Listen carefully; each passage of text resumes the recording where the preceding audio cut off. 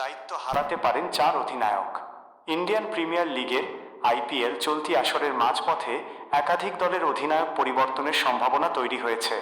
Performance, নেতৃত্ব ও দল পরিচালনা নিয়ে অসন্তোষের কারণে অন্তত 4টি ফ্র্যাঞ্চাইজি তাদের অধিনায়ক বদলের বিষয়টি বিবেচনা করছে। পয়েন্ট তালিকায় শীর্ষে থাকা Punjab kings, royal challengers Bengaluru এবং রাজস্থান রয়্যালস প্লে অফের খুব কাছে থাকলেও বাকি দলগুলোর অবস্থান এখনও অনিশ্চিত।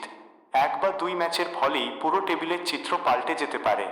এই পরিস্থিতিতে অনেক ফ্র্যাঞ্চাইজি ঝুঁকি নিয়ে নেতৃত্বে পরিবর্তন এনে দলে নতুন গতি আনার চেষ্টা করছে। কয়েকজন অধিনায়ককে নিয়ে তাদের পারফরম্যান্স ও সিদ্ধান্ত গ্রহণে অসন্তোষও প্রকাশ পেয়েছে। দিল্লি ক্যাপিটালসের অলরাউন্ডার অক্ষর প্যাটেলের অধিনায়কত্ব নিয়ে সন্তুষ্ট নয় কর্তৃপক্ষ। তার ব্যক্তিগত পারফরম্যান্সও খুব একটা ভালো না হওয়ায় চাপ আরও বেড়েছে। দলটি টানা হার ও বড় ব্যবধানে পরাজয়ের পর নেতৃত্ব বদলের বিষয়টি ভাবছে, যেখানে লোকেশ রাহুলকে নতুন অধিনায়ক করার সম্ভাবনা রয়েছে।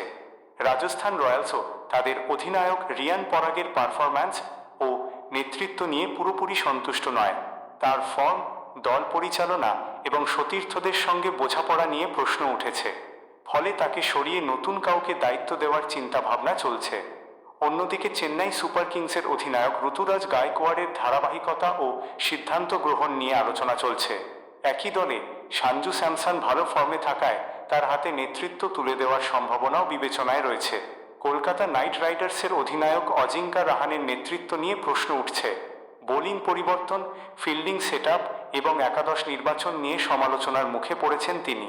তাই এই দলটিও মাঝপথে নেতৃত্ব বদলের চিন্তা করছে, যেখানে সহ অধিনায়ক রিঙ্কু সিংকে দায়িত্ব দেওয়া হতে পারে।